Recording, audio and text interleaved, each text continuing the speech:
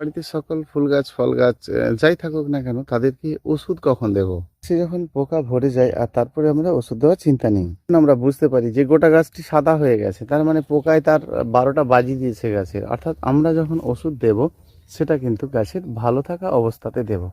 তাহলে আমরা মাঝে মধ্যে কিন্তু ১৫ দিন ১৮ দিন ছাড়া কোনো একটা কীটনাশক ওষুধ স্প্রে করে রাখতেই পারি যে সাপোর্টিভ ট্রিটমেন্ট হিসাবে। তাহলে কি হবে গাছ সবসময়ের জন্য সুন্দর থাকবে, সুস্থ থাকবে এবং ভালো থাকবে। ফলে আমরা ঠিক কতদিন ছাড়া, ছাড়া ওষুধ দিচ্ছি? ১২ দিন ১৫ দিন ছাড়া আমরা ওষুধ দিচ্ছি।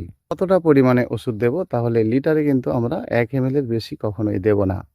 এবং এই ওষুধগুলো ঠিক কোন সময়, সময় দেব? প্রশ্ন করেছেন, আপনি ওষুধগুলো সেই সময় দেবেন পোকা আপনি চোখে দেখতে পাচ্ছেন। যে পোকা আপনি চোখে দেখতে পাচ্ছেন সেগুলো বড় পোকা অর্থাৎ কীটনাশক। কীটনাশক কোনো একটা ওষুধ নিন আর সেটা সন্ধ্যের পরে দিন ভালো কাজ হবে।